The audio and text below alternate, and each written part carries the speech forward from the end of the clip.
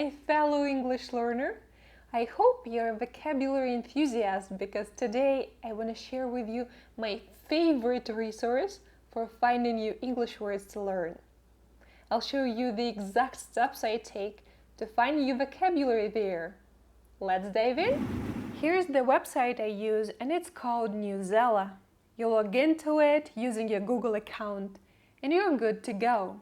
You have access to a variety of articles on different topics. You can choose a random article or search for something specific, like climate change. One of the coolest things about the website is that you can change the difficulty of the article you want to read. Vocabulary and grammar become easier to understand. Let's read the first sentence at the maximum level of difficulty. Scientists freely acknowledge they don't know everything about how global warming affects hurricanes like the one pummeling southeast Texas. Not the easiest sentence to understand, right? For example, the word pummel may be new to you. If we lower the level, the sentence looks like this. Scientists acknowledge they don't know everything about how global warming affects hurricanes like Hurricane Harvey, the one that battered southeast Texas. Notice how pummel became batter. A bit lower, scientists acknowledge they don't know everything about how global warming affects hurricanes like Hurricane Harvey, the one that hit southeast Texas hard.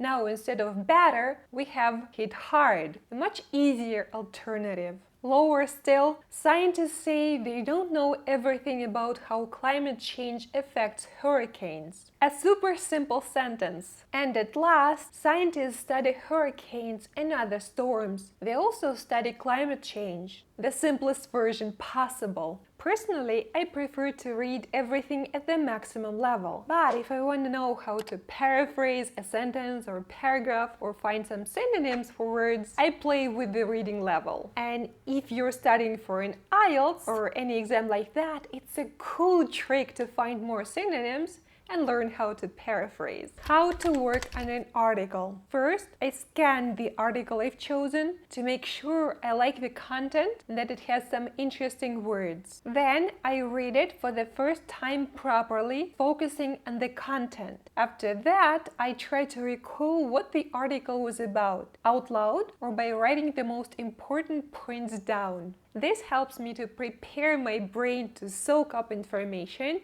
and remember the words better afterwards. The next step is reading the article very carefully, highlighting new words and expressions. What do I highlight? Collocations. I almost never study vocabulary without its context. In my experience, learning vocabulary with its context, learning collocations really helps you remember and use the words much better. So I'd highlight things like freely acknowledge, the amplifying impact of, a detailed track record of. However, I'd go for collocations like that only if I'm studying more complex vocabulary for IELTS, let's say. If I want to improve my day-to-day vocabulary, I'd choose something like, it is awfully difficult to. Collocations and phrases that are not overly complicated and can be used every day. I could say something along the lines of, it's awfully difficult to improve active vocabulary in English. I almost never study words like pummeling because I'm okay with understanding it when I read it or listen to it in the context. But I don't need to learn it to sound fancy.